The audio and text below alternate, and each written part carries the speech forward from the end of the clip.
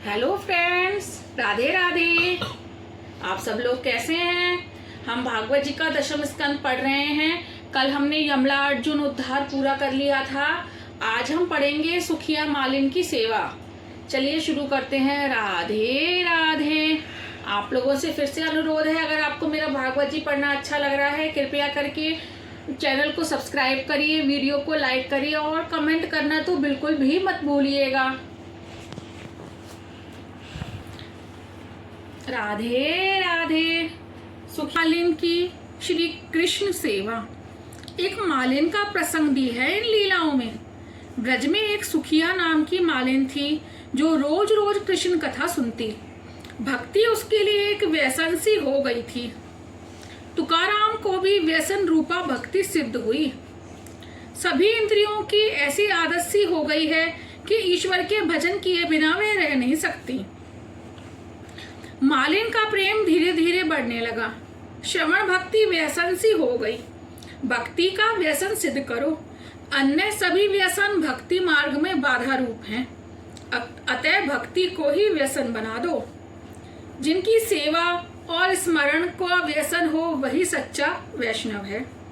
कन्हैया कान में से, आंखों में, हृदय में उतर जाता है। बार बार सुनने पर ही श्री कृष्ण के दर्शन की उत्कंठा होती है। लाला के दर्शन के लिए सुखिया आती है। अधिकार के बिना भगवान के दर्शन नहीं हो पाते। यदि सुख सुविधा की इच्छा बनी रहती है तो भगवान के दर्शन नहीं होंगे। जीव जब तक पूर्णता निष्काम और वासनाहीन बनता है तभी वह दर्शन देते हैं। ईश्वर दर्शन के सिवाय अन्य कोई भी वासना सूक्ष्म रूप से भी शेष रह गई होगी तो ईश्वर दर्शन नहीं देंगे। सुखिया मालिन हर रोज नंद बाबा के आंगन में आती जाती थी, किंतु कन्हैया बाहर निकलता ही नहीं था। तो उसने एक भूदेव से श्री कृष्ण का उपाय पूछा। भूदेव ये जानकर प्रसन्न हुए कि यह एक जिज्ञासु और सुपात्र जीव है। तो उन्होंने सुखिया से कहा, अपने घर में बाल कृष्ण की सेवा साधना स्मरण करती रहोगी तो वे प्रसन्न होंगे। ईश्वर को वश में करने का एक अच्छा साधन है सेवा स्मरण। आग्रह सेवा स्मरण का रखो, ईश्वर दर्शन का नहीं। जीव को पात्रता मिलते ही ईश्वर उसे दर्शन देते हैं। लंबी लंबी दाढ़ी वाले साधु संत भी दर्शन के लिए आते रहते थे। कन्हैया सोचता था इन साधुओं की दाढ़ी जितनी बाहर है उतनी अंदर भी हो सकती है। यशोदा जी कभी उसे जबरन बाहर खींच लाती तो वह अपना मुंह फेरकर माता की साड़ी में छिपा लेता था। वह साधु अभी मुख दर्शन पाने के योग्य नहीं हो पाए थे। भगवान तो तन की बात भी जानते हैं और मन की भी। पात्रता पाए बिना जीव ईश्वर का दर्शन पा नहीं सकता। मालिन ने कहा, मैं सेवा कैसे करूं? मैं तो बड़ी गरीब हूं। भूदेव, तू रोज 21,000 बार माला फेरना।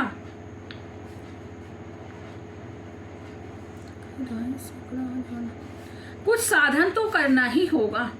साधन करते करते जीव जब नम्र होकर आंसू बहाने लगता है तब ईश्वर कृपा करते हैं। कथा श्रवण के बाद कुछ व्रत नियम लिया जाए। कथा श्रवण करने पर कुछ तो व्रत करो। मालिन को भांति भांति के साधन बताए गए किंतु वह सब उसके अनुकूल नहीं थे। तो भूदेव ने कहा, यदि तू कुछ भी नहीं कर सके तो कम से कम नंद बाबा के घर की हर रोज 108 बार प्रदक्षिणा करे।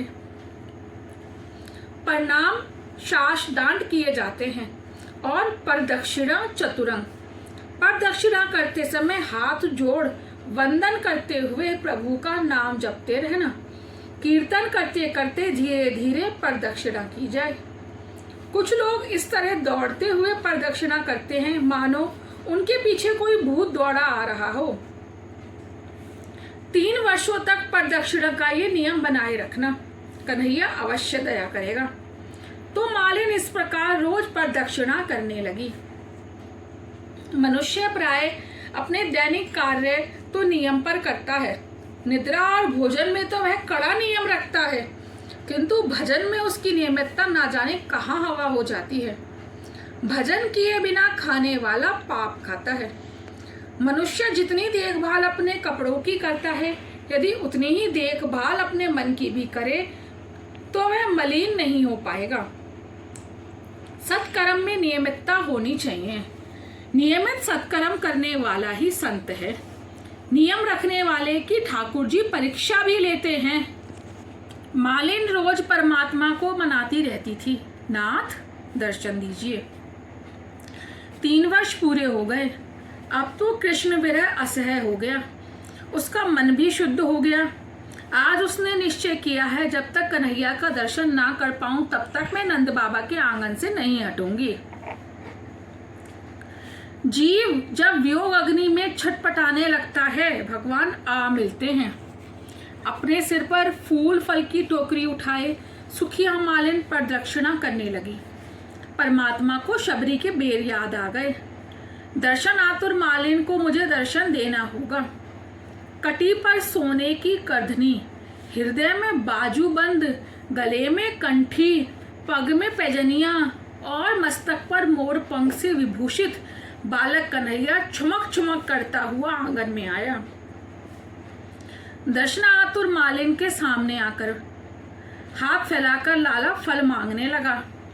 बाल कन्हैया से मालिन भी बातें करने के लिए आतुर थी। अपने सुख दुख की बातें कन्हैया से एकांत में कहना, अपने दुख की कथा कृष्ण के सिवाय किसी और से ना कहना, वह तुम्हें सुख देगा। मालिन ने सोचा, यदि लाला के हाथ में फल रख देगी तो तुरंत ही वह भीतर लौट जाएगा। सो वह उसको बातों से रोकने लगी। मैं फल देने नहीं, बेचने आई हूँ। फल ले और मुझे अनाज दे। फिर उसे दुख भी हुआ, अनाज मांगा ही क्यों? उसे कोई संतान ना थी। यदि मेरे घर पुत्र हुआ तो मैं बड़ी पापिन हूँ। कन्हैया बड़ा दयालु और प्रेमी है। वह मेरी गोद में आएगा तो मैं उसे प्यार करूंगी। बालकृष्ण दौड़ता हुआ 2 मुट्ठी भर चावल ले आया और मालिन की टोकरी में रख दिए। अब तो फल दो। मालिन ने कहा, मेरी गोद में तो बैठ बेटा, मैं तुमसे सुख दुख की बातें करना चाहती हूँ। तो कन्हैया उछलकर उसकी गोद में जा बैठा। मालिन की इच्छा परिपूर्ण हुई।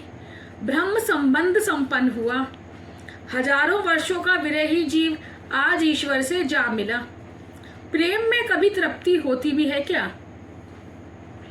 कन्हैया कहने लगा, मैं तो अभी बालक हूँ, पिता हूँ और माता भी हूँ। मेरे साथ जो जैसा प्रेम करेगा वह वैसा ही पाएगा। मालिन ने लाला को बड़े अच्छे अच्छे मीठे फल दिए। दोनों आनंदित हो गए। फल मिलते ही लाला भागा हुआ घर में चला गया। मालिन ने प्रभु से प्रार्थना की, कहीं अपने कन्हैया को अपनी ही नजर ना लग जाए। अपनी टोकरी लेकर सुखिया घर वापस आई। टोकरी सिर से उतारी तो देखा वह तो रत्नों से भरी पड़ी हुई है। उसे सुखद आश्चर्य हुआ। सोचने लगी, मेरे जन्म जन्मांतर का दारिद्र्य दूर हो गया। ईश्वर को फल दोगे तो वह तुम्हें रतन देंगे। परमात्मा जब देते हैं तो छप्पर फाड़ कर देते हैं। मनुष्य देते समय कुछ संकोच रखता है, किंतु प्रभु तो कई गुना बढ़ा कर देते हैं। जो व्यक्ति अपने सत्कर्म रूपी फल भगवान को अर्पित करता है, उसकी जीवन टोकरी को भगवान सुख सुविधा के रत्नों से भर देते हैं। भगवान उसे ब्रह्म विद्या रूपी दिव्य रत्न भी देते हैं। सुखिया मालिन जीव का प्रतीक है। जीव से परमात्मा सत्कर्म पुण्य के फल मांगते हैं। जो तुम सत्कर्म रूपी फल भगवान को दोगे तो वह तुम्हें कई गुना करके देंगे। भगवान किसी के भी ऋण का बोझ अपने सिर पर नहीं रखते, वह तो ब्याज सहित अदा कर देते हैं। हे अर्जुन, तू जो कुछ कर्म, भोजन, हवन, दान, तप आदि करे वह सब मुझे अर्पण कर दे, तभी तू मुझे पा सकेगा। सभी कर्म भगवान को अर्पण कर दो। किए हुए कर्मों का पुण्य फल कृष्ण अर्पण करो। फल स्वयं भोगने की इच्छा ना करो। जो अपना फल भगवान को अर्पण करता है उसकी बुद्धि रूपी टोकरी ब्रह्म ज्ञान के रत्नों से छलक जाती है। कन्हैया सभी को फल देता है। भगवान की गोकुल लीला यहाँ परिपूर्ण हुई है। बाल लीला का श्रवण श्रद्धा उत्पन्न करता है और किशोर लीला का श्रवण भक्ति। राधे राधे। आज का यही पूरा हुआ। कल हम शुरू करेंगे वृंदावन लीला का आरंभ, बकासुर और अघासुर उद्धार। राधे राधे।